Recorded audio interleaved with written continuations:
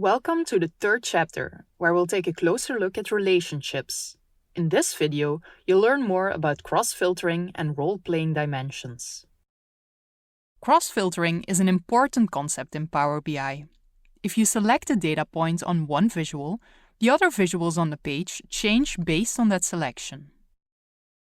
In Power BI, each relationship must be defined with a cross-filter direction. This determines the direction that filters will propagate. In this example, you can see that any column from the geography dimension can filter the data in the sales fact table.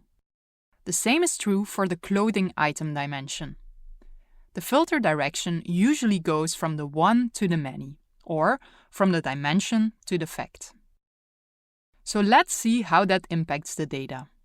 Imagine you want to slice the fact data on clothing item. If you select sweater, only the rows that hold sweater data will be selected in the fact table. Note that it's not possible to filter the dimension data based on any selections made in the fact table because of the way the filter direction was chosen. So single direction filters, like the one we've just seen, allow you to filter in one direction. Most frequently, we filter in a single direction.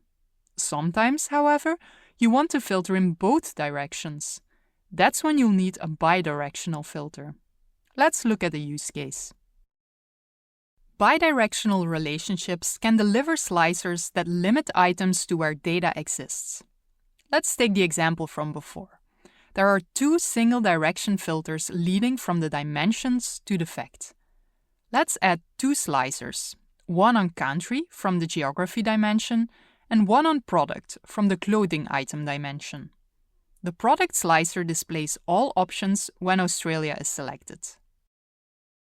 However, if we look at the fact table, we can see that only sweaters were sold in Australia.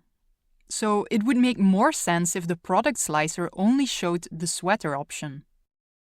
To achieve that, we have to add a bidirectional filter between sales and clothing item. That way, there is a direct filtered path from geography to sales to clothing item.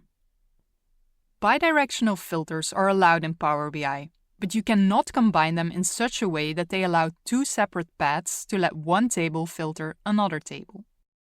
Here you can see a data model with two fact tables and three dimensions supporting those facts. By following the red arrows, you can see a path from geography to NAICS code. If we try to change the relationship in purple to be bidirectional, we would open up a second path, indicated by the dark blue arrows. Power BI does not allow two separate paths from one table to another, so any attempt to change this highlighted relationship will result in an error message. So make sure to think carefully about where you need bidirectional filters. Let's move on to another topic, role-playing dimensions. Sometimes we need to create multiple relationships between tables. For example, this recovery fact has three separate date keys, but we can only create a single active relationship between the date dimension and the recovery fact. The problem we face here is that if we want to filter by submission month, for example, we cannot do this if our tie to the date dimension is based on the approval date. The classical answer in the Kimball design is to create role-playing dimensions.